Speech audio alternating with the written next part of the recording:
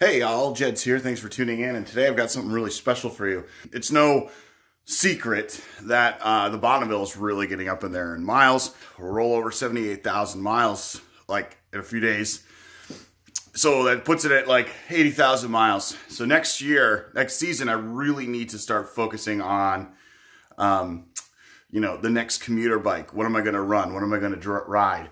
So I decided to do a little challenge, a YouTube challenge. So basically, I'm going to take a really cheap motorcycle and see if I can't make a motorcycle competent, capable to something that you could buy new in a shop. So can I build a motorcycle for cheap that is comparable to the new Trident 660 that's just come out? Triple, 81 horsepower, lightweight. Can I build something comparable to that? Then can I commute with it and sport tour with it? A motorcycle that I could actually use every day and I'm going to enjoy using. The budget, no more than $1,500. So we need to find a good specimen, located one. But we're going to go hit the road and get ourselves a new motorcycle. All right, so we're loaded up. Sadly, the Tux is going to a new home, and that's okay because I need to make room for the Bonneville to take a place of the weekend cruiser. The Tux is gonna have to move on. I only put 900 miles on it this year, so I'm gonna be picking up the replacement bike, the donor, for next year. When you do haggle, wheel, and deal motorcycles, you really need to know how to transport them. You know, you can't rely on, you know, just having someone dropping you off and putting a plate on it and trying to get home. But my tow vehicle is a little Honda Fit 6-speed manual, 1.5 liter direct injected engine, puts out 120 horsepower. The wheel, about 110 foot-pounds of torque. And then I have the tow being my little trailer I picked up at Tractor Supply. This guy was, I think it was like $700-ish out the door. I've done some modifications to it. Putting a spare tire on, I've had to put that on extra. Putting a jack on, put that on extra. Obviously putting the tow package on the Fit. And this guy is about 400 pounds unloaded, probably closer to 500 pounds with the spares and everything on it and flooring. But I put some 3/4 inch ground contact pressure treated plywood as flooring, and you could tell I put some hooks here to kind of, you know, help with stability. She is very much bolted in, strapped down very well. Also put the front wheel brace on just to kind of hug that front wheel, just in case something happens. We still are holding on to that front end. This would definitely be used for trek days and pickups, but mostly for buying and selling motorcycles, which is what Jedz Moto is all about. It's like what I'm kind of going back to my roots of why I started Jedz Moto, which is buy, find, sell good, reliable motorcycles to good people. So we'll see how this goes. All right, I gotta go saddle up and get ready to hit.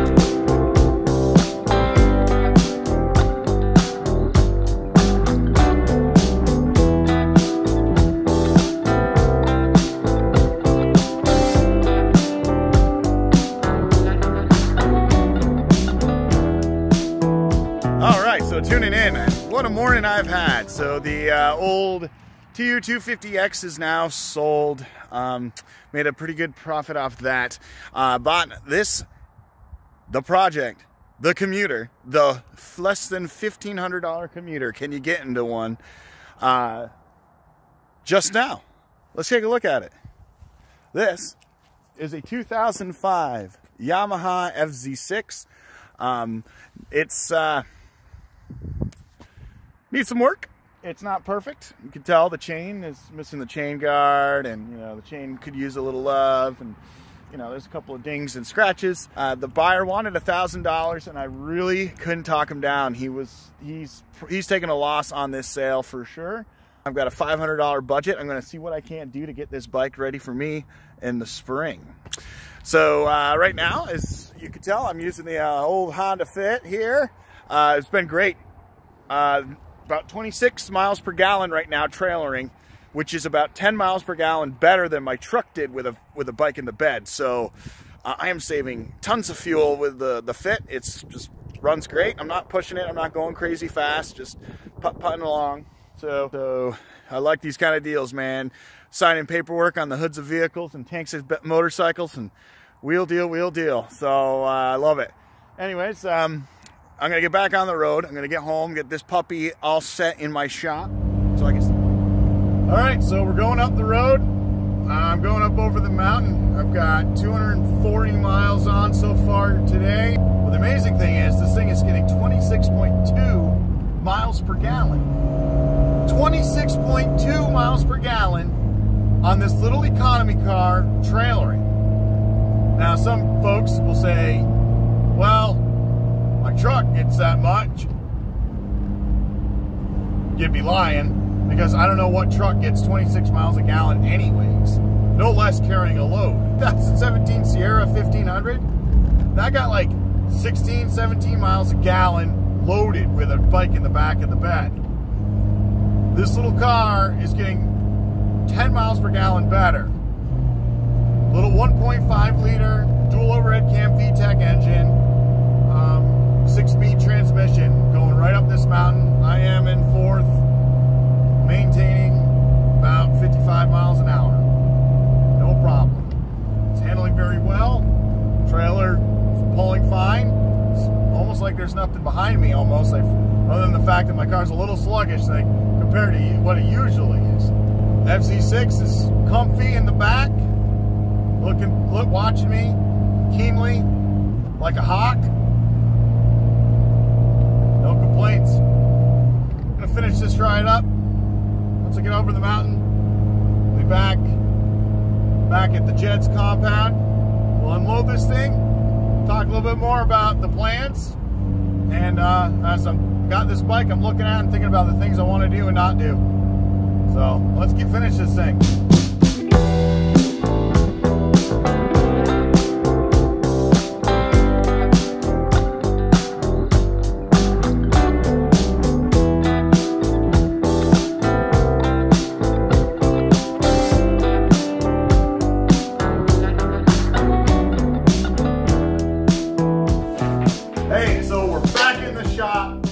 Finished up our trip. It was a long trip, about close to 300 miles, maybe like 270.